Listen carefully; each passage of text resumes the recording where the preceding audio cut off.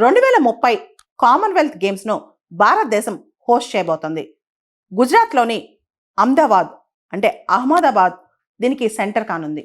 మనందరూ తెలుసు అహ్మదాబాద్లో చాలా పెద్ద స్టేడియం ఉంది మోడీ గారి పేరు మీద. దాదాపు 1,30,000 సీటింగ్ కెపాసిటీతో ఆ స్టేడియం ఉందన్నమాట. దీంతో పాటు అహ్మదాబాద్లో స్పోర్ట్స్ ఇన్ఫ్రాస్ట్రక్చర్ ఫెసిలిటీస్ కూడా ఉన్నాయి. వచ్చే 5 ఏళ్లలో చాలా నిర్మించిపోతున్నారు కూడా. దీనికి సంబంధించి 2030 ఏదైతే గేమ్స్ ఉన్నాయో కామన్వెల్త్ గేమ్స్ ఇది ఇండియా హోస్ట్ చేయబోతుంది. ఆల్రెడీ 2010లో కామన్వెల్త్ గేమ్స్ ఇండియా హోస్ట్ చేసింది ఢిల్లీలో. ఇక్కడ అహ్మదాబాద్ అనేది యాక్చువల్లీ బ్రిటిష్ వాళ్ళు తీసుకొచ్చిన పేరు అనమాట. అయితే దాని ఒరిజినల్ నేమ్ లోకల్గా అహ్మదాబాద్ అని పిలుస్తారు. కామన్వెల్త్ గేమ్స్ వాళ్ళ వెబ్సైట్లో కూడా అహ్మదాబాద్ అనే రాసి పెట్టారు. అంటే 2030లో జరగబోయే కామన్వెల్త్ గేమ్స్ అనేవి అహ్మదాబాద్ లేదా అహ్మదాబాద్లో జరుగుతాయని చెప్పి కామన్వెల్త్ గేమ్స్ ఫెడరేషన్ వాళ్ళు కూడా డిక్లేర్ చేశారనమాట.